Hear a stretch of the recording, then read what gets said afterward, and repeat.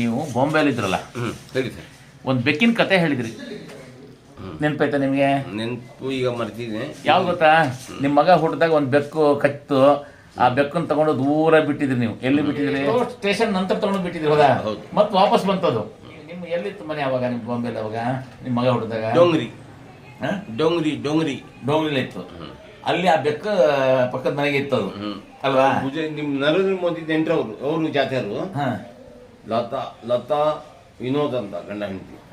Railway ಇವರು ಏನಪ್ಪ ಅಂದ್ರೆ ಆಫೀಸರ್, ಕ್ವಾರ್ಟರ್ಸ್ ದೊಡ್ಡವು. ನಾವು ರೈಲ್ವೆ ಕ್ವಾರ್ಟರ್ಸ್.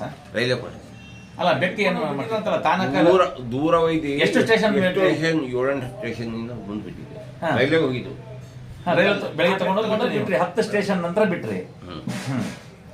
ಆಮೇಲೆ ಅವ್ರ ಮನೆ ಅಳ್ತಾ ಇದ್ರು ಅಂತ ಹೇಳಿದ್ರು. ಹೌದಾ? ಮನೆ ಬೆಕ್ಕ ಅಳರು ಕೊನೆ ನೋಡಿ ಅದು ಮುಖ್ಯ ಅಂತ ಅಲ್ಲಿ ಬಂತು. ಎಷ್ಟು ದಿವಸದ ಮೇಲೆ ಬಂದಿರ್ಬೋದು? ಸಂಜೆಗೆ ಬಂತದ್ದು. ಅದು ನಾವು 4 ದಿವಸ ಬೇಕು ನಡ್ಕೋಬರಕ್ಕೆ.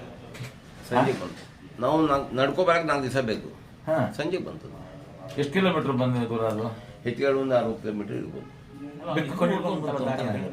ಆಮೇಲೆ ಏನ್ ಮಾಡಿದ್ರಿ? ಆಮೇಲೆ ಏನ್ ಮಾಡ್ಲಿಲ್ಲ ನೀವು? ಮುಟ್ಟಕ್ಕೆ ಹೋಗಿಲ್ಲ, ಬೆಕ್ಕಿನ ಸುದ್ದಿ ಹೋಗಿಲ್ಲ ನೀವು? ಅದು ಬಾಗಿಲು ಹಾಕೊಂಡಿರ್ತೀವಿ ಅಷ್ಟೊತ್ತಿಗೆ. ಮಗ ಸಣ್ಣಕ್ಕಿದ್ದಂತೆ ದೊಡ್ಡವನು ಅವನಿಗೆ ಬರ್ತದೆ ಬೆಕ್ಕದು. ಆಯ್ತು, ಸಂಜೆಗೆ ಬಂತು. ನೀವು ವಾಪಸ್ ಹೋದ್ಮೇಲೆ ಬಂತ ಮುಂಚೆನೆ ಮನೆ ಆಯ್ತಾ? ನಾನು ಗಾಡಿಯಿಂದ ಬಂದ್ಬಿಟ್ಟೆ.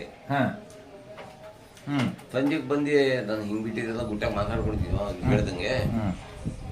ಇದು ಬಂದದ್ದು ಅಂತೈತಿ. ಲತಾ ಅಂತ ನಗಾಡದಲ್ಲಿ ಹೆಂಗ್ ಸರಿ ಒಳ್ಳೇದು. ನೀವು ತಗೊಂಡೋಗ್ಬಿಟ್ಟಿದ್ರಿ ಅಂತ ಗೊತ್ತಿಲ್ಲ ಯಾರಿಗೂ. ಹೇಳಿದ್ರೆ ಮತ್ತೆ ನಮ್ ಕಡಿತಾರ. ಆಮೇಲೆ ಬೆಕ್ಕು ಸತ್ತೋದ್ರೆ ಬಂಗಾರದ ಬೆಕ್ಕು ಕೊಡ್ಬೇಕು, ಗೊತ್ತಾ ನಿಮ್ಗೆ? ಬಾಂಬೆ ಒಂದು 35 ವರ್ಷ ಗುಲ್ಲ ಮಾಡಿದ್ದ ಅಂಗಡಿ. ಗುಲ್ಲ ದನ ಭಾಳ ಇಲ್ಲಿ ಬಸ್ಕೊಂತ ಇದ್ದ ಕಿಶನ್ ಹುಡುಗ. ಅವನಿಗೆ ಬಿಟ್ಕೊಂಡು ಈಗ ಬೆಂಗಳೂರು ಇದ್ದಾರೆ ಬಾಂಬೆ. ಬಂಗಾರದ ಬೆಕ್ಕು ಕೊಡ್ಬೇಕಾ ಸರ್? ಸಾಯಿಸಿದ್ರೆ ಆ ಶಾಸ್ತ್ರ ಇದಕ್ಕೆ ನಂಬರ್ ದೇವ್ರ ಮೇಲೆ ಸಿಟ್ಟಿದ್ದಾರೋ ಅದು ಮಾಡಬೇಕು. ಇಷ್ಟೊಡೋದಲ್ಲ, ಇಷ್ಟರ ಮಾಡಿ. ಎಷ್ಟನೇ ಇಸ್ವಿಲಿ ಹೋಗಿದ್ದು? ಬಾಂಬೆ ಹೋಗ್ಬೇಕಂತ ಇದ್ದ, ನೋಡ್ಕೊಬರಕ್ ಹೋಗ್ಬೇಕಾ? ಭಾರಿ ಆಸೆ ಇತ್ತು ಹೋಗೋದು. ಈಗ ಯಾಕೆ ಗೊತ್ತಾ, ಅಷ್ಟು ಬುದ್ಧಂತ ಅಲ್ಲ ಈಗ. ಅವರೆಲ್ಲ ಇದಾರ? ನಂದು ಇದೇ ಬಿಟ್ಟು ಬಂದಿರಲ್ಲ. ನೀವು ಬಿಟ್ರೆ ಅವರೆಲ್ಲ ಇದಾರ ಅಂದೆ? ಯಾರಿಗೆ ಗೊತ್ತು. ಇಲ್ಲಿ ಫೋನ್ ನಿಮ್ಮ ಮನೆಗೆ ಬರೋದು, 2 ಫೋನ್ ಇತ್ತು, ಮಾತಾಡ್ತೀವಿ ನಾವು. ಹಾಕಿ ಅದಕ್ಕೂ ಬರೋದು. ಈಗ ಮೊಬೈಲ್ ಬಂದವಲ್ಲ, ಯಾರು ಏನೋ ಗೊತ್ತು. ನಿಮ್ಗೆ ಸೇಟು ಇದಾರ ಇಲ್ಲ ಗೊತ್ತಿಲ್ಲ. ಪಾಲ್ ಸೇಟ್ ಸೇಮ್ ನಿಮ್ಮಂಗೆ ಕೆಲವು ಹತ್ರ ಹೇಳ್ತೇನೆ. ನಮ್ಮ ಅನುಪಾದ ಹೆಂಗಿದೆ ನಮ್ಮ ಪಾಲ್ ಸೇಟ್. ಶೇಖ್ ಮೊಹಮ್ಮದ್ ಅಂತಿದ್ದಾರೆ. ಬೆಳಿಗ್ಗೆ ನಾನು ನೆನಪು ಮಾಡ್ಕೊಳಕ್ಕೂ ನೀವು ಬಂದ್ರಲ್ಲ.